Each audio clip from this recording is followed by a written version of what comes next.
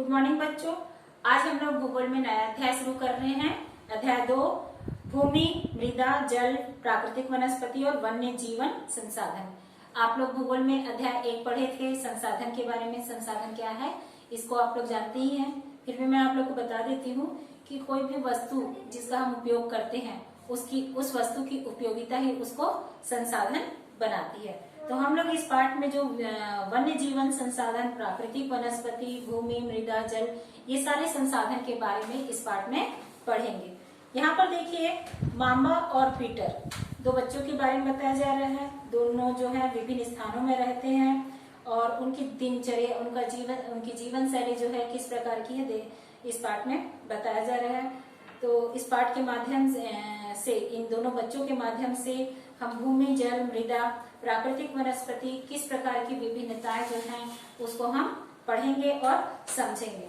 यहाँ पर माम्बा जो है वो तंजानिया, जो कि अफ्रीका में है, वो वहाँ एक छोटे से अफ्रीका का एक छोटा सा गांव है तंजानिया, वहाँ रहती है और उसे पानी लेने के लिए जल्दी उठना पड़ता है और बहुत दूर जाना पड़ता है और कुछ घंटों के बाद वो आती है और आने के बाद में अपने माँ के कार्यों में हाथ बटाती है। फिर अपने भाइयों के साथ में बकरियों के देखभाल में उनकी मदद करती है और उनका जो पूरा परिवार जो है एक छोटी सी झोपड़ी में रहता है और झोपड़ी के चारों ओर जो है चट्टानी भूमि का एक भाग है जिसमें उसके पिताजी जो है कठिन परिश्रम करके मक्का और सेम जो है उगा पाते हैं और फिर भी उनके परिवार के लिए साल भर के खाने के लिए ये पर्याप्त नहीं होता। मतलब कि जो चट्टानी भूमि है उसमें मक्का और सेम ही उगा पाते हैं जो साल भर के खाने के लिए उनके लिए पर्याप्त नहीं होता है। वहीं पर पीटर जो है न्यूजीलैंड में रहता है। न्यूजीलैंड में की भेड़ पालन वाले जो प्रदेश है उसके मध्यवर्ती भाग में वह रहता है और उसका जो पूरा परिवार है वो ऊन प्रक्रमण करने का कारखाना चलाता है। पीटर जो है प्रतिदिन स्कूल से लौटता है और उसके बाद में अपने चाचा के साथ में अपने चाचा को अपनी भेड़ों की देखभाल करते हुए देखता है। उनका भेड़ों का बहुत बड़ा बाड़ा है जो कि दूर पहाड़ियों में लगे हुए विस्तृत घास के मैदान पर स्थित है। मतलब कि ऐसे स्थान पर है जहाँ पर बहुत बड़ा घास का मैदान है। वहाँ नवीनतम प्रौद्योगिकी का उपयोग करते हुए एक वैज्ञानिक विधि से इसका प्रबंध किया जाता है। पीटर का परिवार जो है जैविक कृषि द्वारा सब्जी भी उगाता है। भेड़ पालन का कार्य करते ही है, साथ में जैविक कृषि के द्वारा सब्जियां भी उगाता है। अब देखो दोनों में कितनी विभिन्नता है। दोनों जो है विश्व के दो विभिन्न स्थानों में रहते हैं और उनका जीवन व्यतीत करने में बहुत अंतर है। यह विभिन्नता भूमि की गुणवत्ता, मृदा, जल, प्राकृतिक वनस्पति, प्राणियों और प्रौद्योगिकी के उपयोग की विभिन्नता के कारण है। दोनों में देख रहे हो कि वहाँ पर मृदा किस प्रकार की है, एक चट्टानी भूमि में रहता है, एक मैदानी में रहता है। वहाँ पर जल में भी बहुत जल के लिए देखो यहाँ पर माम्बा जो है उसको बहुत दूर जाना पड़ता है। प्राकृतिक वनस्पति भी वहाँ पर भिन्नता है। प्राणियों और प्रौद्योगिकी के उपयोग की भी विभिन्नता के कारण है। इन स्थानों का एक दूसरे से भिन्न होने का मुख्य कारण इस प्रकार के संसाधनों की उपलब्धता है। क्या बता रहा है? ये जो स्थान है एक दूसरे से भिन्न होने का मुख्य कारण क्या है कि इस प्रकार के संसाधनों की उपलब्धता है। मतलब कि जो संसाधन जहाँ पर उपलब्ध होंगे इसी के कारण से ही क्या होते हैं, लोगों का जो जीवन शैली है उसमें विभिन्नता आ जाती है। आगे देखते हैं भूमि। सभी महत्वपूर्ण प्राकृतिक संसाधनों में भूमि भी शामिल है। भूपृष्ठ के कुल क्षेत्रफल का लगभग 30% भाग जो है भूमि है। संपूर्ण पृथ्वी का जो भाग क्षेत्रफल को लीजिए तो 30% भाग जो है भूमि है। यही नहीं, इस थोड़े से प्रतिशत के भी सभी भाग आवास योग्य नहीं है। ये जो 30% है ये सभी जगह जो है आवास के योग्य नहीं है। मुख्यतः भूमि और जलवायु के भिन्न भिन्न लक्षणों के कारण विश्व के विभिन्न भागों में जनसंख्या का वितरण जो है असमान पाया जाता है।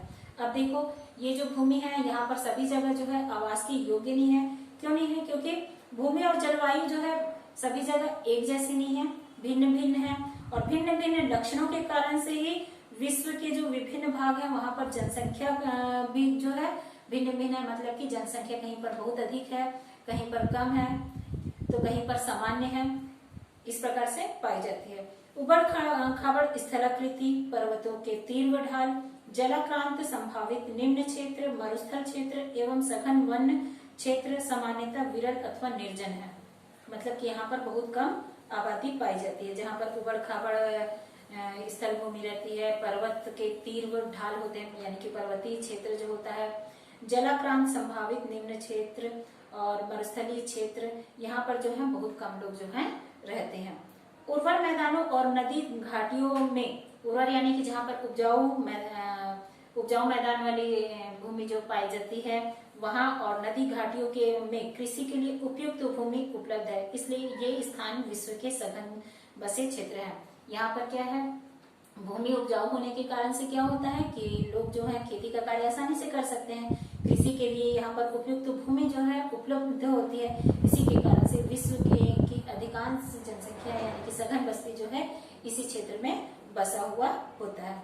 इसके बाद देते हैं भूमि का उपयोग। भूमि का उपयोग विभिन्न कार्यों के लिए किया जाता है। किस प्रकार के कार्य के लिए, जैसे कि कृषि हो गया, वानिकी हो गया, खनन हो गया, सड़कों और उद्योगों की स्थापना। साधारणतः इसे भूमि उपयोग कहते हैं। भूमि का उपयोग किस किस रूप में हो रहा है, भूमि का उपयोग भूमि में ही हम कृषि कर रहे हैं, वानिकी कर रहे हैं, खनन कर रहे हैं, सड़क भी बना रहे हैं, उद्योगों की स्थापना भी कर रहे हैं, इसीलिए इसे भूमि उपयोग कहते हैं। क्या आप मांबा और पीटर के परिवारों के भूमि उपयोग के विभिन्न तरीकों की सूची बना सकते हैं। मांबा और पीटर जो है किस प्रकार की भूमि में रह रहे हैं और किस प्रकार की से वे उस भूमि का उपयोग कर रहे हैं, उसको सूची बना करके आप लोग को दोनों को की तुलना करना है।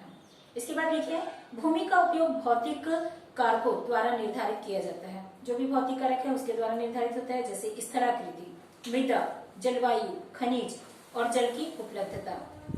सभी जगह की स्थलाकृति एक जैसे नहीं होती, सभी जगह की मृदा जो है एक जैसे नहीं होती है, जलवायु एक समान नहीं होता है, खनिज एक जैसा नहीं पाया जाता है, जल की जो उपलब्धता होती है वो सभी जगह एक समान नहीं होती है। मानवीय कारक जैसे जनसंख्या और प्रौद्योगिकी के भी भूमि उपयोग प्रतिरूप के महत्वपूर्ण निर्धारक हैं। स्वामित्व के आधार पर, स्वामित्व यानी कि जो भूमि का स्वामी होता है, स्वामित्व के आधार पर भूमि को निजी भूमि और सामुदायिक भूमि में बांटा जा सकता है। भूमि को दो आधार पर बांटा जा सकता है। स्वामित्व के आधार पर यानी कि निजी भूमि यानी कि जो स्वयं का रहेगा, किसी विशेष व्यक्ति का, किसी एक व्यक्ति का रहेगा उसको निजी भूमि कहा जाएगा। और सामुदायिक भूमि माने कि वो सभी के लिए, सभी जो है उसका उपयोग करते हैं, उसको सामुदायिक भूमि कहा जाता है। निजी भूमि व्यक्तियों के स्वामित्व में होती है यानी कि व्यक्ति के हाथ में होता है, जबकि सामुदायिक भूमि जो होता है समुदाय के स्वामित्व में होती है यानी कि किसी समुदाय के हाथ में होता है। सामान्य रूप से इसका उपयोग समुदाय से संबंधित व्यक्तियों के लिए किया जाता है, जैसे चारा, फलों, नट या औषधीय बूटियों को एकत्रित करना। इस सामुदायिक भूमि को साझा संपत्ति संसाधन भी कहते हैं। इसको जो सामुदायिक भूमि होता है वहां पर इस प्रकार के कार्य होते हैं, फलों, नट, औषधि बूटियों को एकत्रित करना। मतलब कि एक व्यक्ति नहीं करता, वहां पर पूरे समुदाय के लोग इकट्ठे होकर के ये सारे कार्य करते हैं, इसलिए इसको सामुदायिक भूमि भी कहते हैं और इसको साझा संपत्ति संसाधन भी कहते हैं।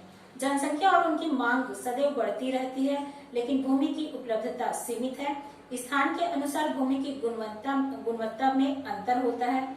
जो भी स्थान है, जैसे कि यहाँ पर क्या बता रहा है, जनसंख्या और उनकी मांग सदैव बढ़ती रहती है।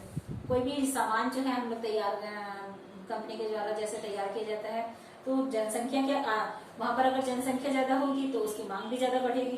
तो लेकिन भूमि की उपलब्धता सीमित है, भूमि जो है वो सीमित मात्रा में है, तो स्थान के अनुसार भूमि की गुणवत्ता में अंतर होता है, अलग अलग। कोई सा भूमि उपजाऊ होता है, कहीं सा भूमि जो है उपजाऊ नहीं होता है, तो उसकी गुणवत्ता जो है उसमें अंतर होता है।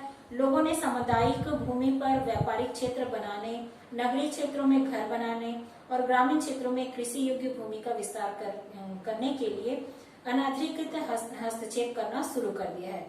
आज भूमि उपयोग प्रतिरूप में व्यापक परिवर्तन हमारे समाज में सांस्कृतिक परिवर्तनों को दर्शाते हैं। वर्तमान में कृषि और निर्माण संबंधी गतिविधियों के प्रसार के कारण निम्नीकरण, भूस्खलन, मृदा अपरदन, मरुस्थलीकरण पर्यावरण के लिए प्रमुख खतरा है।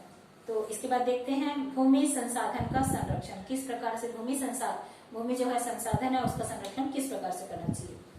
बढ़ती जनसंख्या तथा इसकी बढ़ती मांगों के कारण वन भूमि और कृषि योग्य भूमि का बड़े पैमाने पर विनाश हुआ है।